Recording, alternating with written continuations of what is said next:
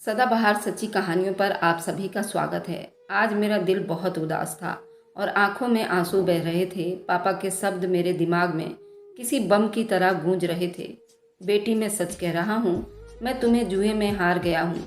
तुम्हें लोग लेने के लिए बाहर खड़े हैं, तुम उनके साथ चली जाओ, मुझे माफ़ कर दो। मैंने सर उठाया और पापा को खूनी नज़रों से देखा। पापा, मैं सोच भी नहीं सकती थी कि तुम अपनी बेटी को जुए में हरा दोगे। तुम बाप नहीं कसाई हो। मुझे तुमसे नफरत हो गई है। पापा, मैं कभी तुम्हारी शक्ल नहीं देखूंगी। पापा हाथ बांधे मेरे सामने खड़ा मुझसे माफ़ी मांग रहा था। वह भी रो रहा था, लेकिन मुझे उसके रोने की कोई परवाह नहीं थी। उसने मेरे साथ अच्छा नहीं किया। अपनी सगी बेटी को जुए में हार बैठा था। उसे जुआ ही खेलना था तो बेटी को दांव पर लगाने की क्या ज़रूरत थी।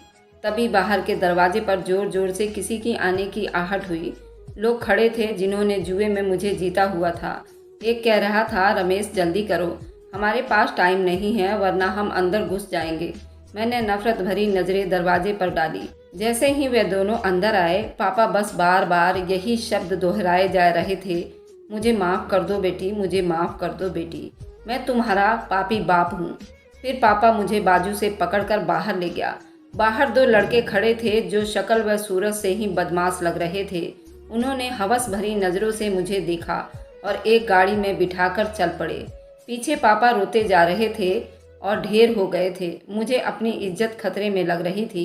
उन दोनों बदमाशों की नज़रें मुझे अपने चेहरे पर गड़ती हुई महसूस हो रही थी। मेरे पापा एक जुआरी था, उसे जुए की बहुत बुरी लत लग गई थी। जुए की वजह से वह घर का आधा सामान बेच चुका था और जो बचा था वह भी बेचने का इरादा रखता था, लेकिन सामान बेचने के बजाय अपनी बेटी को जुए में हार गया था। मेरी मम्मी को पापा की यही आदत को दिल से लगाकर उनकी मृत्यु हो गई थी। मैं पापा की इकलौती बेटी थी। दोनों लड़के मुझे कोठे पर ले गए और कोठे की मालकिन को मुझे बेच दिया। वह पैसे लेकर खुशी खुशी चले गए तो कोठे की मालकिन नैना ने एक लड़के को बुलवाया और उससे कहा, रामलाल, इसे लड़कियों वाले कमरे में लेकर जाओ, आज से ये लड़की यहीं रहेगी। नैना बड़ी खौफनाक शक्ल की औरत थी, भैंस की तरह फैला हुआ चेहरा और मेकअप से भरा हुआ था। मैं डरती डरती उस लड़के के साथ एक कमरे में गई। वहाँ पर 6-7 लड़कियाँ पहले से ही थी जो स्टॉप नज़रों से मुझे देख रही थी। मैं एक चारपाई पर बैठ गई और सिसकने लगी। लड़कियां मुझे अजीब से नज़रों से देख रही थीं। उनकी नज़रों में मेरे लिए तरस एक रत्ती भर महसूस नहीं हो रहा था। शायद एक लड़की को मुझ पर तरस आ गया था। वह उठकर मेरे पास आ गई और कहने लगी, बहन, यहाँ जो भी लड़की आती है उसका रोना फालतू होता है, इसलिए तुम भी रोना धोना बंद कर दो और सब्र से काम लो। उसकी बात अच्छी थी, लेकिन मैं क्या करती। मेरा दिल चाह रहा था कि मैं इतना रोऊं कि रोते रोते ही मेरी जान निकल जाए। मेरे बाप ने मुझे जुए में हरा दिया था। कैसा बाप था जिसे अपनी बेटी पर जरा भी तरस नहीं आया था। मुझे मालूम था कि कोठे पर मुझे दे धंधा वाला काम करना पड़ेगा। वह जितनी भी लड़कियां थीं सब दे धंधा किया करती थी। कुछ ही देर हुई तो रामलाल आया और मेरी तस्वीर बनाकर चला गया। मैंने लड़की से पूछा कि रामलाल ने मेरी तस्वीर क्यों बनाई है, तो कहने लगी, ग्राहक आएंगे तो रामलाल और नैना उन्हें सब लड़कियों की तस्वीर दिखाती हैं। जिसको जो लड़की पसंद आएगी वह उसी के साथ ग्राहक रात अपनी रंगीन रातें बिताएगा। ये सुनकर तो मेरी आत्मा कांप कर रह गई थी। दे धंधा के बारे में सोच सोच कर तो मुझे आत्महत्या के अलावा कुछ नहीं सूझ रहा था, पर यहाँ पर तो हम मर भी नहीं सकते थे। इतनी पाबंदियाँ लगाई गई थी। रात हुई तो रामलाल कमरे में आया और एक लड़की का नाम बुलाया। रीना नाम की लड़की रामलाल के साथ चली गई और मैं थर थर कांपती रह गई। मुझे बहुत डर लग रहा था। अभी रामलाल दोबारा आएगा और नाम से किसी को बुलाएगा। हो सकता है इस बार वह मेरा नाम ही बुलाए। मैं भगवान से यही प्रार्थना कर रही थी कि मेरी बारी ना आए। थोड़ी थोड़ी देर के बाद जब रामलाल आता और नाम बुलाता तो वह लड़की उसके साथ चली जाती थी। इसी तरह बारी बारी सारी लड़कियां कमरे से चली गईं और आखिर में मैं बच गई। मैं समझ गई थी कि अब आखिरी ग्राहक आएगा तो मुझे ही ले जाएगा। इसी ख्याल से ही मैं कांपती रही। किसी गैर आदमी के छूने की सोच सोच कर ही मेरी आत्मा कांप रही थी। सारी रात बीत गई लेकिन मेरे लिए ग्राहक नहीं आया। मैंने भगवान की कृपा की, उसने मेरी लाज बचा ली और मैंने भगवान के तरफ खास ध्यान दे दिया था और घबराहट के मारे रात भर मुझे नींद नहीं आई थी। सुबह हुई तो सारी लड़कियां बारी बारी आकर अपने अपने बिस्तर पर सो गई।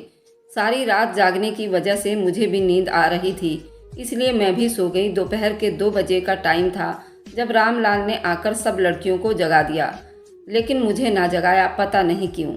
शाम हुई तो नैना कमरे में आई और बड़े भारी आवाज़ में पूछने लगी, रात किस किस लड़की की तबीयत खराब थी। हम सब लड़कियों ने एक दूसरे की तरफ देखा, तभी एक लड़की ने मेरी तरफ इशारा करके बताया। तो नैना मेरे पास आई और मुझे सरासर गौर से देखने लगी। कहने लगी, देखो लड़की, मैंने तुम्हें भारी रकम देकर खरीदा है, इसलिए तबीयत खराबी के लिए बहाना नहीं चलेगा। तुमने हमेशा यहीं रहना है और मैं जो कहूँगी तुम्हें करना पड़ेगा, वरना तुम्हारे लिए अच्छा नहीं होगा। अच्छा है रोना धोना छोड़कर अब अपने घर वालों को भूल जाओ। मैंने उसके आगे हाथ जोड़े और मिन्नतें की, भगवान के लिए मुझे यहाँ से जाने दो। मैं इस टाइप की लड़की बिल्कुल भी नहीं हूँ, मैं एक इज्जतदार घराने से हूँ। नैना ने मुझे घूरती नज़रों से देखा और सारी लड़कियों की तरफ देखकर कहने लगी, ये सारी लड़कियाँ भी इज्जतदार घराने से थीं। बस अब मुझे और कुछ नहीं कहना और सुनना है। आज रात एक बहुत ही खास ग्राहक आ रहा है। तुम सब लड़कियों में से खूबसूरत और इस ग्राहक को भी खूबसूरत लड़कियां पसंद है, इसलिए अच्छे से तैयार हो जाओ। रामलाल तुम्हें नया सूट दिलाएगा। फिर वह दूसरी लड़कियों को ही अच्छे से तैयार होने की कहकर चली गई और मैं बिस्तर पर बैठकर फूट फूट कर रोने लगी, अपनी किस्मत कोसने लगी। रामलाल ने मुझे एक नया जोड़ा ड्रेस लाकर दिया था। जैसे ही मैंने उसे कपड़े को पहन लिया तो मैं तैयार नहीं होना चाहती थी, लेकिन एक लड़की ने बताया था कि जो लड़की नैना की बात नहीं मानती वह उसे कोड़े से मारती है। तभी मैं डर गई थी। मैं भी दूसरी लड़कियों की तरह तैयार होकर अपनी जगह पर बैठ गई। ये सच था, वहाँ जितनी भी लड़कियाँ थीं, मैं उनमें से सबसे ज़्यादा छोटी और स्मार्ट और खूबसूरत थी। इसलिए जब मैं तैयार होकर बैठी थी तो सब लड़कियाँ मुझे बड़े अजीब नज़रों से देख रही थीं। रात हुई और ग्राहकों की भीड़ शुरू हो गई। रामलाल हमेशा की तरह कमरे में आकर लड़की का नाम बुलाता और वह उसके साथ चली जाती। नैना की बात मेरे दिमाग में गूंज रही थी कि आज रात एक खास ग्राहक आ रहा है।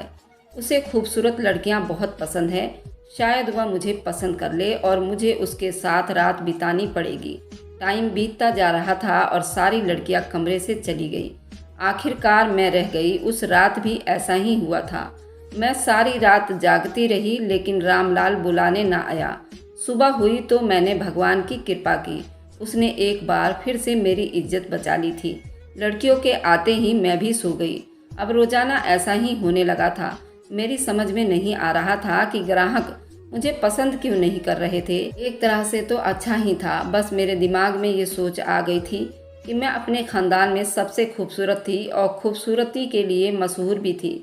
मेरी सारी दोस्त मुझसे चिढ़ा करती थी और देखती रहती थी, क्योंकि मेरा बाप जो जुआरी था, शायद इसलिए मेरा कोई रिश्ता नहीं आता था।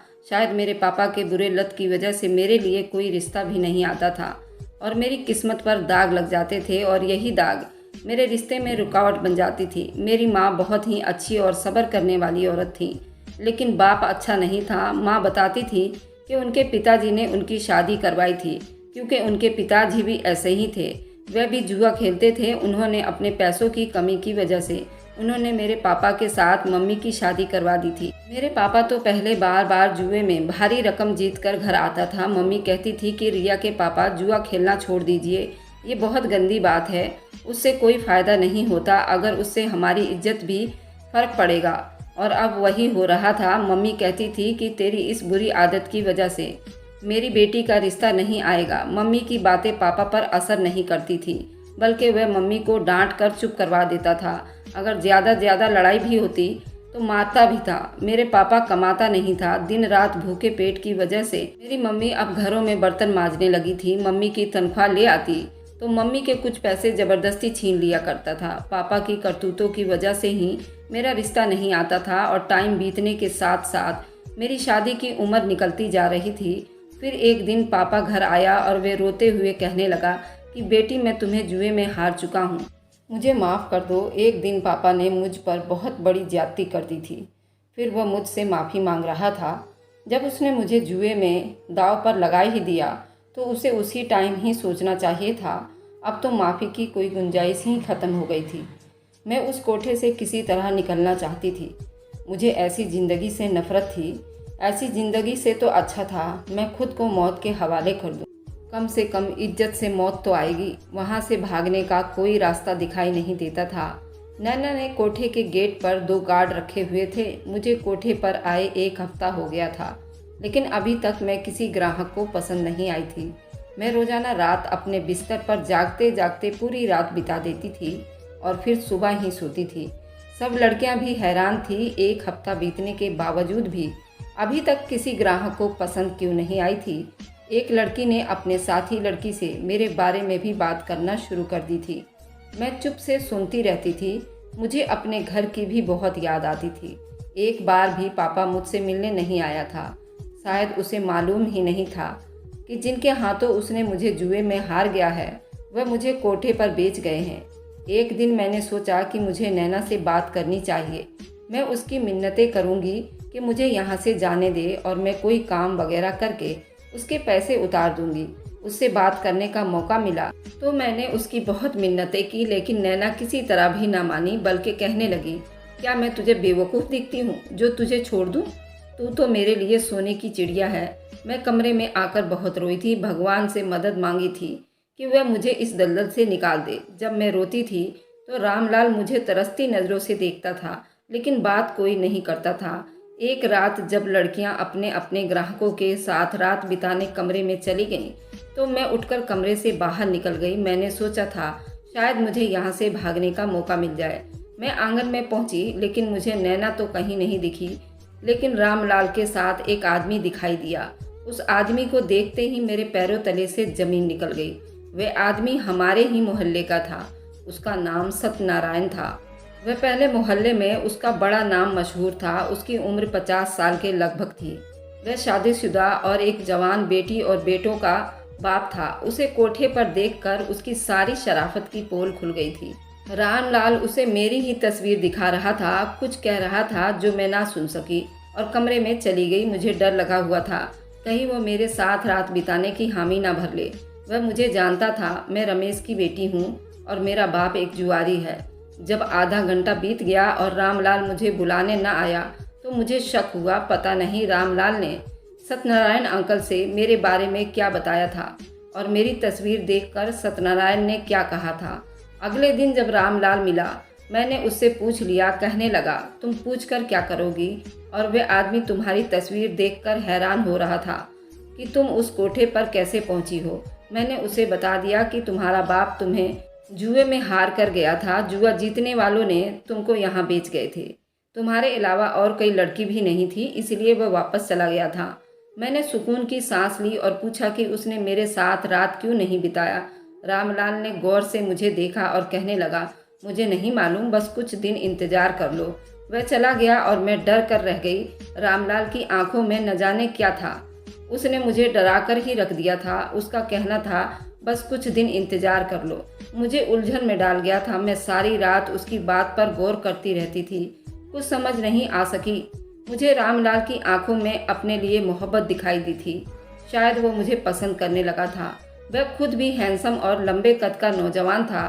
दिन बीतते जा रहे थे और मेरी इज्जत अभी तक बिल्कुल सुरक्षित थी और सही सलामत थी। नैना ने भी 2 बार मेरे बारे में पूछना अच्छा नहीं समझा था। मेरे दिमाग में शक बढ़ता ही जा रहा था।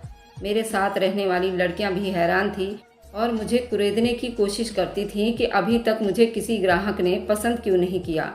एक रात जब सारी लड़कियां ग्राहकों के साथ कमरे में चली गई तो मैं आज पूरा कोठा घूमने की इच्छा करने से बाहर निकल आई थी। बरामदे में जब रामलाल और एक आदमी बैठा दिखाई दिया। रामलाल के हाथ में मोबाइल था और वह आदमी को मेरी तस्वीर दिखाते हुए कुछ और कह रहा था। आदमी के चेहरे के असर बदलते जा रहे थे। मैंने उस आदमी को ये कहते हुए सुना, नहीं नहीं भाई नहीं, मुझे मरने का कोई शौक़ नहीं है। मैं कल फिर आ जाऊंगा, तुम मुझे दूसरी लड़कियों की तस्वीर दिखा देना। इतना कहते हुए वह आदमी चला गया था। फिर वहाँ पर नैना आ गई थी और रामलाल से पूछने लगी, हाँ भाई रामलाल, ग्राहक को नई नई लड़कियाँ पसंद आई कि नहीं? रामलाल ने कहा कि नहीं आंटी, उसके पास पैसे कम थे और वह थोड़े पैसों में लड़की के साथ रात बिताने की जिद कर रहा था। मैं नहीं माना तो वह चला गया। रामलाल के झूठ पर मैं हैरान रह गई। नैना कहने लगी, तुमने ठीक ही किया, अभी तक उसे किसी मर्द ने छुआ तक नहीं है। मैं उसे किसी अमीर आदमी को बेचूंगी तो वह उसके साथ रात बिताने के ढेर सारे पैसे देगा। नैना की बात सुनकर मेरा दिल दुख गया। ऐसे लगा मैं उस पर झपट पड़ूं और उसका गला काट दूं, लेकिन मैं अपने इरादे को आजमाना नहीं चाहती थी। कमरे में लौट गई। मैं रामलाल से बात करने के लिए बेताब थी। उसने ग्राहक से क्या कहा था कि उसने मेरे साथ रात बिताने का इरादा बदल दिया था। मैं चुपके चुपके बरामदे में झांक लेती थी, लेकिन नैना रामलाल के साथ बैठी होती थी। इसी तरह रात बीत गई और मैं रामलाल से बात ना कर सकी। मुझे रामलाल के इरादे पर बहुत शक हो रहा था। मैं उससे बात करने के लिए मौका ढूंढ रही थी। मुझे या किसी को भी उस कमरे से जाने की इजाज़त नहीं थी, इसलिए काफ़ी दिनों से मैंने आसमान की शक्ल भी नहीं देखी थी।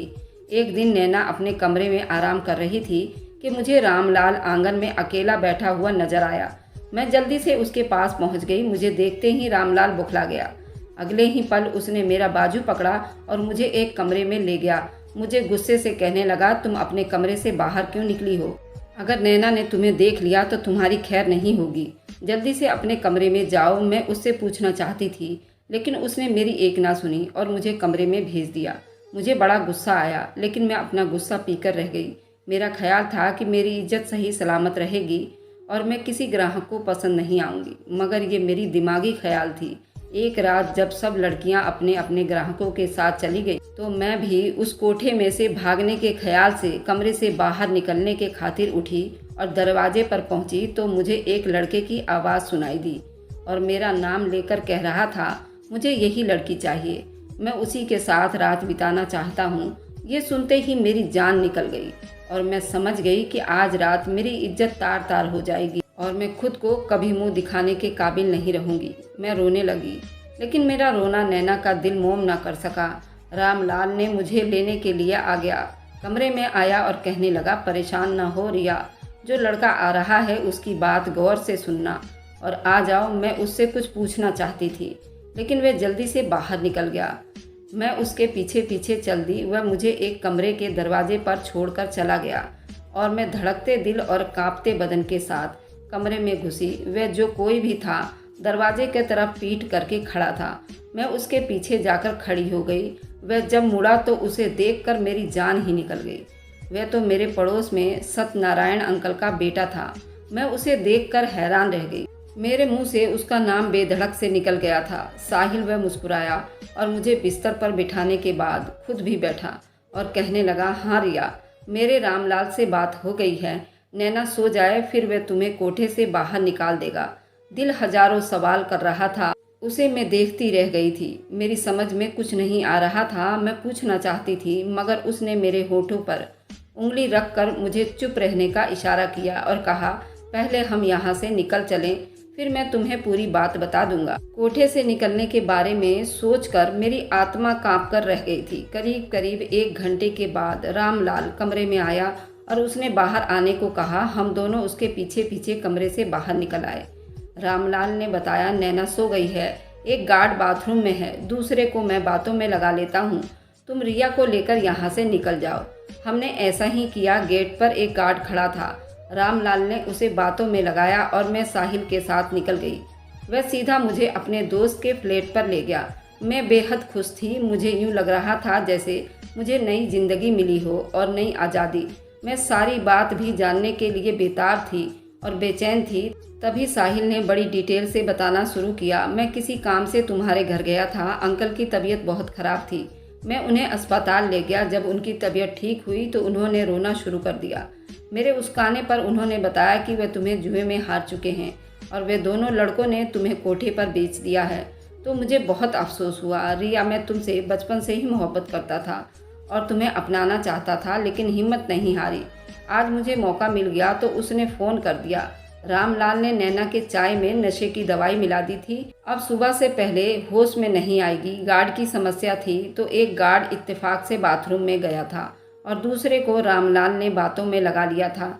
अब तुम्हारे भागने का इल्ज़ाम रामलाल पर भी नहीं आएगा और मैं तुम्हें सुबह घर ले जाऊंगा और हम दोनों एक साधारण तरीके से शादी कर लेंगे।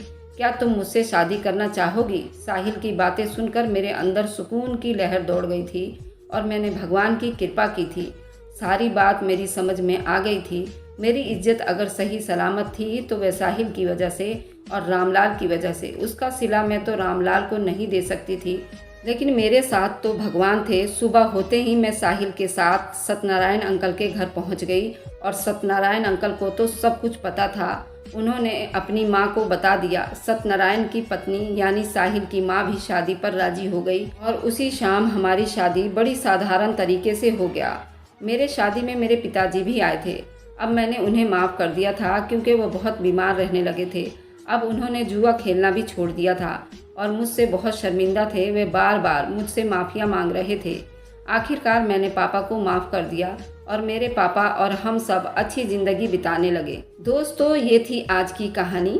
कहानी पसंद आए तो लाइक एंड शेयर कीजिएगा। हमारे चैनल को सब्सक्राइब करना ना भूलें ताकि हर आने वाली वीडियो का नोटिफिकेशन आप तक पहुंचता रहे।